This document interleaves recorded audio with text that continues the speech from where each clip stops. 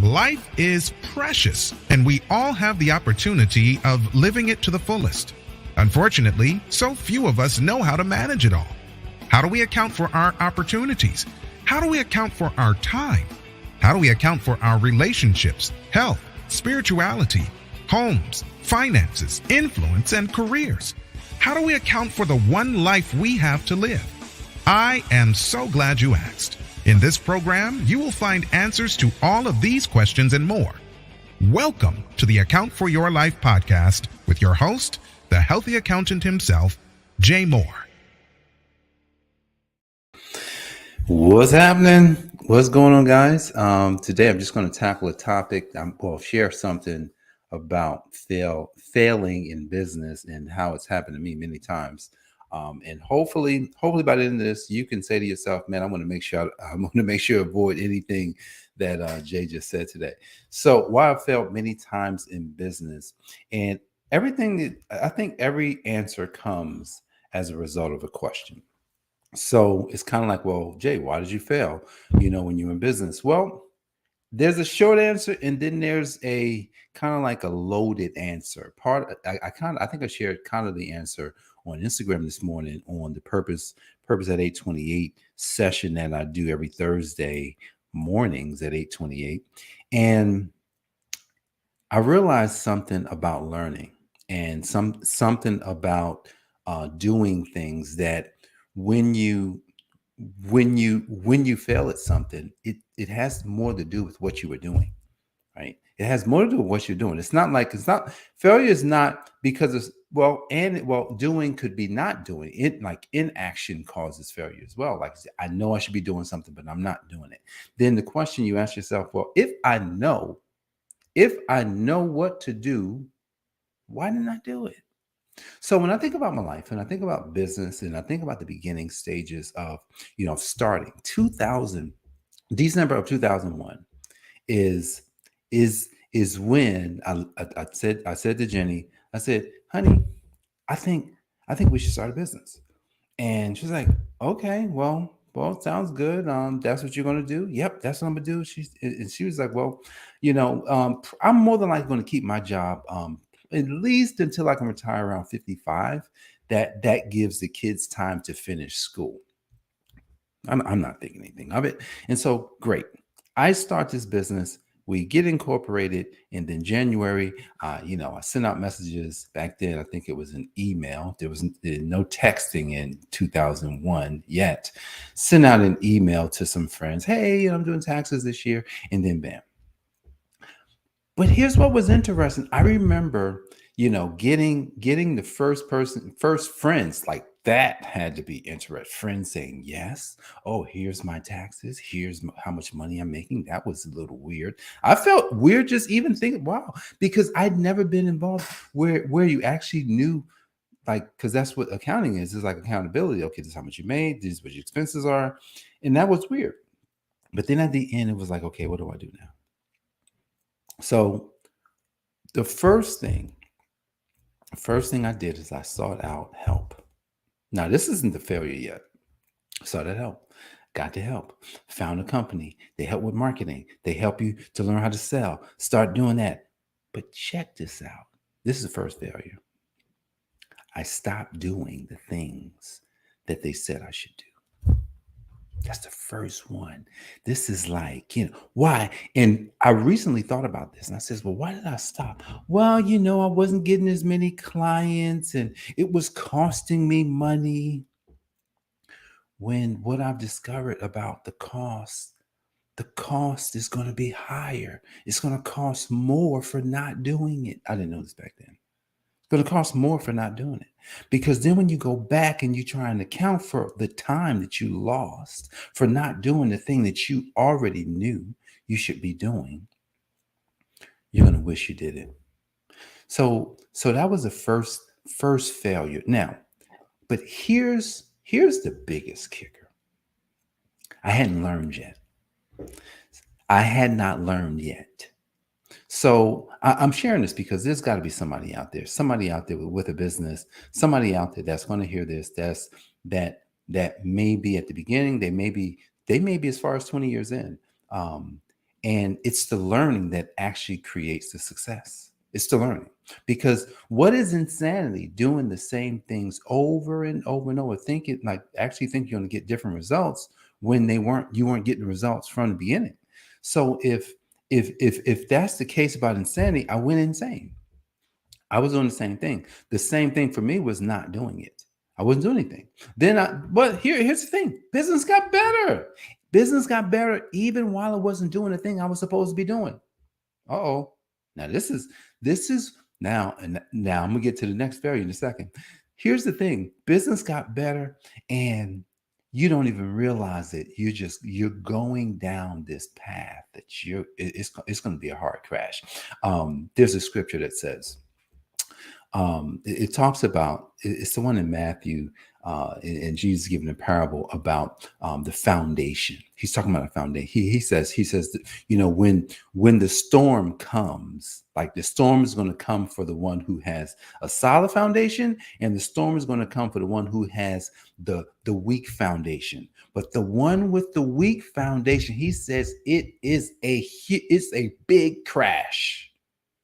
Wow. Big crash. Check this out. 2006-7. Here's the thing.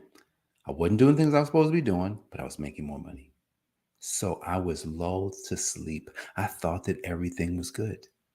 And then 2006, we bought our house. Oh, yes, we're like dream house. Oh, this is good. And then 2007, the market crashed. What a crash it was. Why? Because I hadn't learned. Now, 2007, 2008, you come out, you file bankruptcy. Yep, I did file for bankruptcy protection. That's a good system, buddy. When you're in trouble, file for protection under Chapter 11. And, then life just starts to move on. Fast forward. It's 2023. And you get to look back and you see your failures, you see your mistakes. And then you say to yourself, well, I'm not going to do that again. Well, the question is, what have you learned?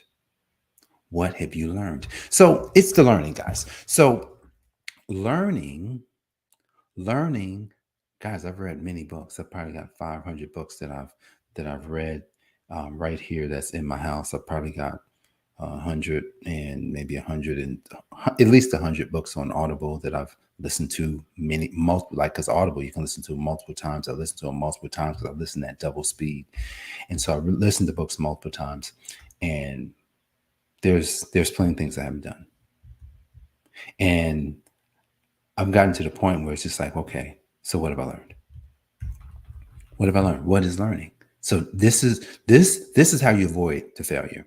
You ask yourself, what have I learned about what am I doing, right? So that I can actually get to where I want to go. What have I learned? And so if we were thinking about business and thinking about the success of business, and, I want to find a really good model of how it works. And business is just basic. What is it? I heard Master P in a interview yesterday. He didn't do it yesterday, but I'm not sure when it was, but he was giving it. I can't remember who he was with, but he was talking about the early days of what he was doing. He said he moved from where he was living to Richmond, Virginia. He moves to Richmond, Virginia. He sees that they didn't have any record stores that had hip hop. And so all they was like the stores that was in his area, they just had like gospel and art, had gospel and something else or whatever. He's like, So he's looking around for a location so that he can do a record store. He make a call. He makes a phone call. And he calls the landlord that wants to lease out a building. And so he's talking to the landlord. Hey, I want to lease this place. The landlord could tell that he wasn't from the area. He says, "Where are you from?" He told him where he's from. He told him his name. He says, "Oh, I know you because the landlord was from his area." Can't remember where he's from. Landlord's from the same area, and when he told him his name, he's like, "Oh, wow, the basketball player. I remember you."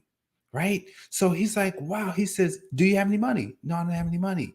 Check this out. He makes a phone call. He just so happened to contact somebody who's willing to do something for him. He didn't have any money. He says, "All right, well, cool. If you fix the place up, I'll give you the place rent-free for a year. This man has created $100 million business because he picked the phone up. Now, that wasn't the only thing. But here's from the interview that I heard him say that's paramount and key for all of us today. He said he saw a problem. He said there's a problem when no one can get access to this thing. And if no one can get access to this thing, that's a problem that I can solve. And he went in and he solved that problem. He had $100 million business today. But it wasn't just a phone call. It was the belief that he had about the thing that he was doing. And you know what? This is something that just this week, this topic of belief, this topic of think about this, when you believe something, can anybody talk you down from your beliefs? What's up, Deanna? No, when you believe something, no one can talk you down from your beliefs.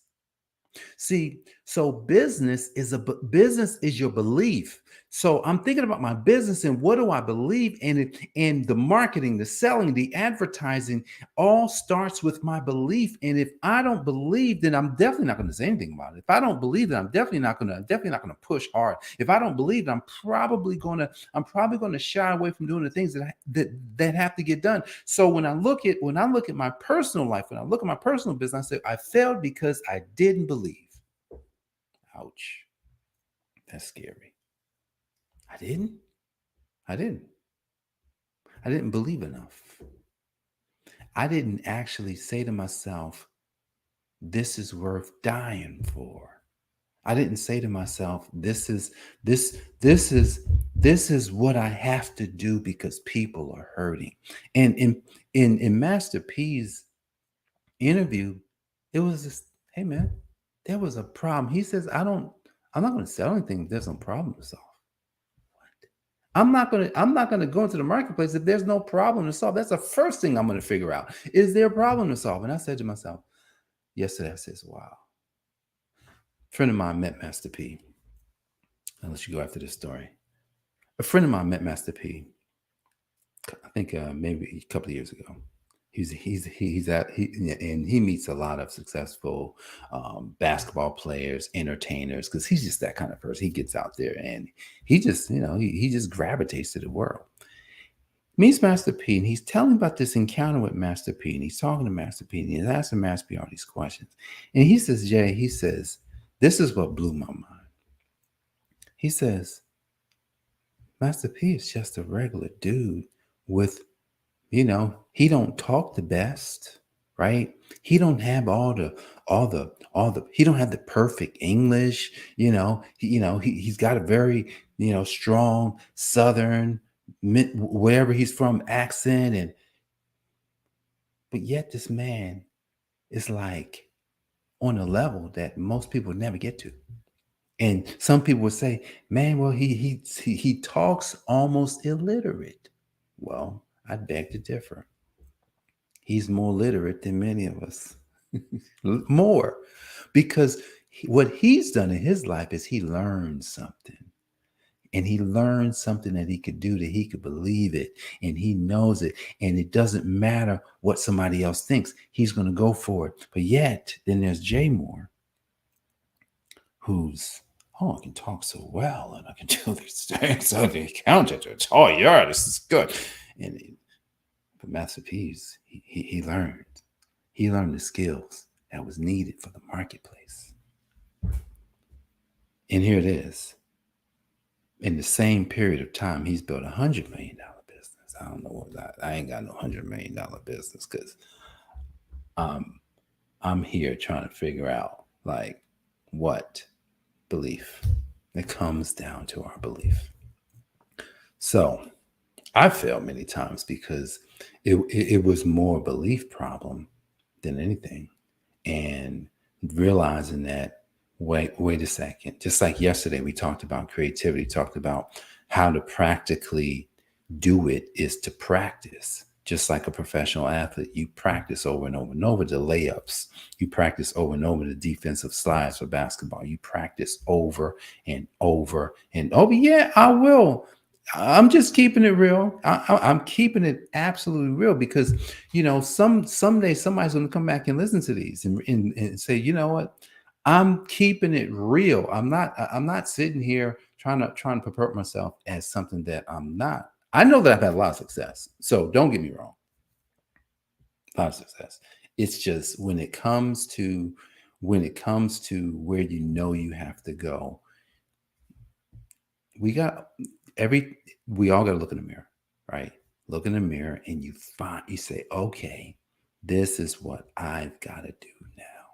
So failing is just merely a learning. Failure, if someone actually becomes a failure, is because they stopped. So you won't catch that from me. You will not catch me stopping anything.